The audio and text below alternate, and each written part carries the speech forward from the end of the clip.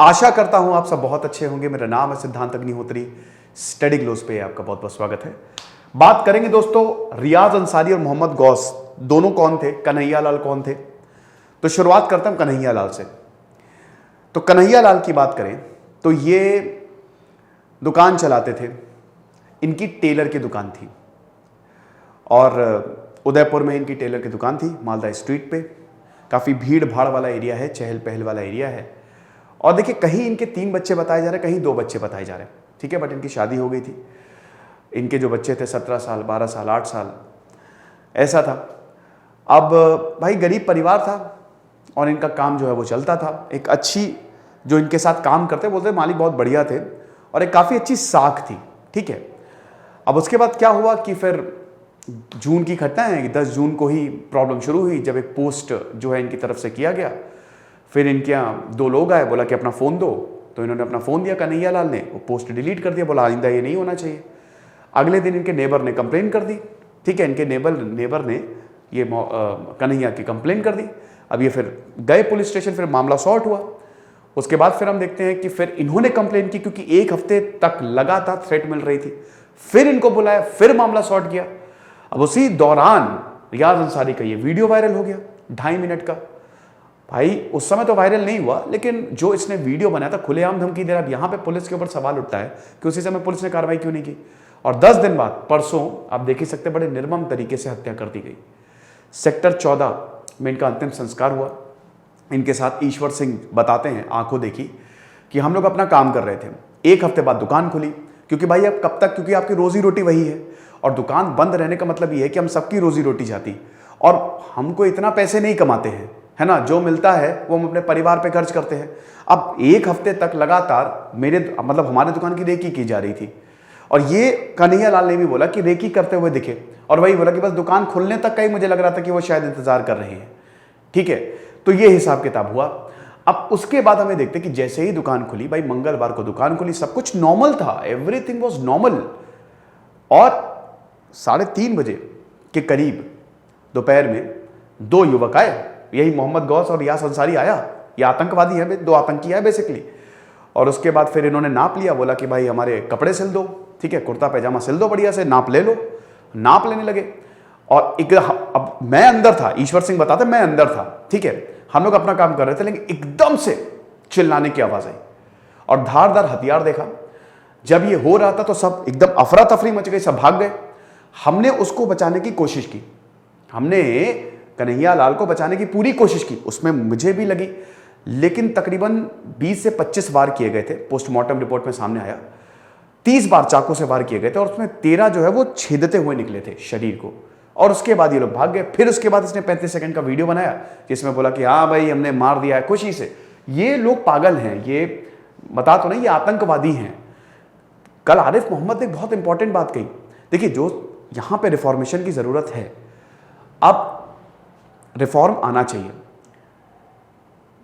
हर धर्म गुरु ने लगभग इसकी निंदा की है और यहां पे जो इंस्टीट्यूशंस, इस्लामिक इंस्टीट्यूशंस है, उन्होंने कड़ी निंदा की है कि इस तरीके के अपराध जो है वो बिल्कुल बर्दाश्त नहीं है।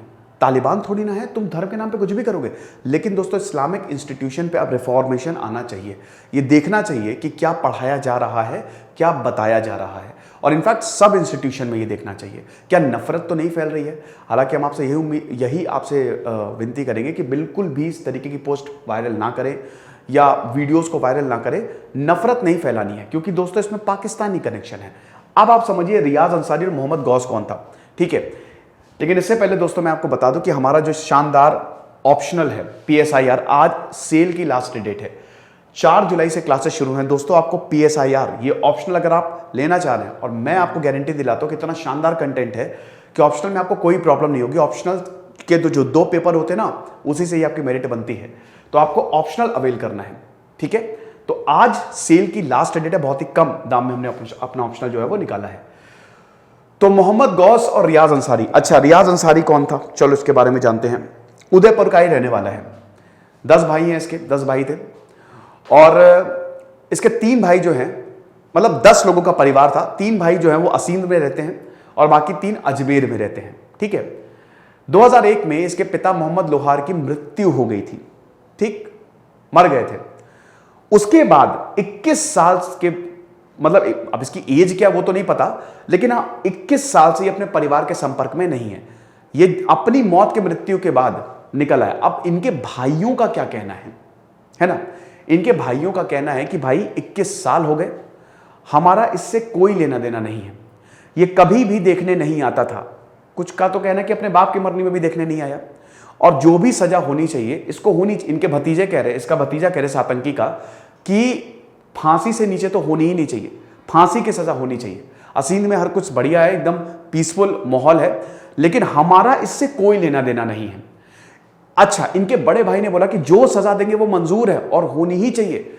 एक इनके और भाई हैं, उनका ये कहना है, जब उनसे पूछा गया कि आपका भाई वीडियो आपने देखा जो इसने बनाया है, तो उनका कहना है कि भैया देखो, कल शाम को मैं खाना खा रहा था तो दौड़ते हुए मोहल्ले का एक इंसान आया, बोले कह रहे देखिए वीडियो मैंने देखने से मना कर दिया कि मुझे नहीं देखना है, क्योंकि 21 साल से कोई लेना देना है ही नहीं। लेकिन एक भाई बताते हैं कि पिछली बार जब मेरी बात हुई थी, आता जाता रहता था, ऐसा नहीं कि परिवार से एकदम अलग, ये आता जाता रहता था, लेकिन क्या काम करता था हमको नहीं पता, हमको नहीं पता। तो जब पिछली बार ये आया था, ठीक है, तो काफी उदास था, ये काफी दुखी था, रो रहा था बेसिकली। तो ऐसा लग रहा था कि कुछ तो गड़बड़ है। अब गड़बड़ क्या थी, किसके साथ रहता था पता नहीं, काम क्या करता था ये, काम देखिए प्रॉपर्टी डीलिंग का काम करता था और ऑड जॉब्स करता था, ठीक है, कुछ वेल्डिंग का भी काम करता था ये। तो मतलब ऐसा नहीं कि इधर उधर के काम जो भी मिल गया, इसने एक व्हाट्सएप ग्रुप भी बनाया हुआ था। अब इसका जो दोस्त है मोहम्मद गौस, वो उसके बारे में भी ज्यादा जानकारी नहीं आएगा, ये आ गई है। शादीशुदा भी था, आपको बता दूं, शादीशुदा भी था ये, लेकिन मोहम्मद गौस उदयपुर में रहता था, उसके बारे में भी नहीं। लेकिन उसके बारे में ये पता चला है कि 2014 में वो कराची गया था, पाकिस्तान गया था, 14 से 15 दिन की 40 से 45 दिन की ट्रेनिंग ली, 40 से 45 दिन की ट्रेनिंग ली, और ढेर सारे आईसिस वीडियोस देखे, बहुत सारे। और यह भी पता चला है कि वहां का जो दावते क्या एक संगठन है ना, पाकिस्तान का आतंकी संगठन, उसके संपर्क में था। और 2014 में 30 और भारतीय गए थे, तो हो सकता है आदेश वहां से आया हो। जैसे मंत्री जी ने तो ये बोले ही ना कि माइट बी पॉसिबल कि ये हिंदू मुस्लिम ये दंगा कराने की पाकिस्तान से कोशिश की जा रही हो सकता है ये स्लीपर सेल्स हो। लेकिन बात दोस्तों ये है, देखिए ठीक है वो आप समझ गए हम, लेकिन भाई यहां के ही है ये, ऐसा नहीं है बाहर के हैं। तो बात यह कि ऐसे लोगों को या इस तरीके के जो संदेह जिन पे लगे उन पे कार्रवाई तो होनी चाहिए। सरकार को अब इस पे कार्रवाई करनी चाहिए। हालांकि एनआईए ने टेक ओवर किया है इन्वेस्टिगेशन का, बट फिर भी तो ये चीज है। हालांकि परिवार ने बोल दिया कि भाई हम इसको नहीं जानते कौन है, वी डोंट नो, हमारे संपर्क में नहीं है, ये बहुत टाइम पहले ही चला गया। और लास्ट टाइम जब इससे बात होती, मतलब आता जाता रहता था, लेकिन कुछ नहीं। और बाकी परिवार ने भी बोला है कि भैया फांसी ही दे दो इसे, ऐसे लोगों को तो फांसी होनी चाहिए, आतंकवादी ऐसे कम थोड़ी ना है। अब पुलिस ने तबीयत से मारा है, अब कन्हैया लाल के बेटे का कहना है कि मार दे इसको, पुलिस मार दे, कस्टडी में मार दे, एनकाउंटर से नीचे तो कुछ, हालांकि वो तो सही नहीं है, we are not banana republic, तो एनकाउंटर से नीचे तो कुछ नहीं होना चाहिए, तुरंत फांसी होनी चाहिए, मेरा ऐसा मानना है, तुरंत फांसी होनी चाहिए। खैर अभी तो पूछताछ चल रही है, देखिए अभी पूछताछ में क्या सामने आता है। एनआईए जो है, एनआईए को बोला कि एसआईटी ने बोला एनआईए को कि हम आपका पूरा सहयोग देंगे। तो अभी तो ये देखना पड़ेगा कि बातचीत में क्या सामने आता है, क्या क्या राज नए नए खुल के आ रहे हैं, समझ रहे हो। तो ये चीज़ है। वही आरिफ मोहम्मद ने बोला कि ये बहुत अब देखना पड़ेगा कि क्या पढ़ाया जा रहा है, कौन सी शिक्षा दी जा रही, क्या ब्रेन वॉशिंग देखिए किस हद तक, इतना ज्यादा टॉलरेंट सबको होना पड़ेगा, हर किसी को। धर्म के नाम पे आप प्रोटेस्ट करो, पीसफुल करो, लेकिन वॉयलेंस कहां तक जस्टिफाइड है, ये कहां तक जस्टिफाइड है। तो इसमें लीडर्स को सामने आना पड़ेगा, और रिफॉर्मेशन की तो अब जरूरत है, देखना पड़ेगा भाई, रिफॉर्म तो करना पड़ेगा, है ना। तो यही चीज है। हमारे कोर्स को जरूर अवेल करिएगा। बाकी जो जानकारी आएगी, जो मुझे पता था, जो जितना मैंने रिसर्च किया वो आपके सामने बता दिया, बाकी जो भी जानकारी आएगी वो हम साझा करेंगे। बाकी कन्हैया लाल के परिवार को भगवान ताकत दे और आत्मा को शांति दे। 31 लाख को कॉम्पनसेशन दिया है सरकार ने, तो लेकिन कॉम्पनसेशन क्या दोस्तों, जिस परिवार का सदस्य जाता है उसके लिए क्या पैसा क्या कुछ, वो मायने नहीं रखता।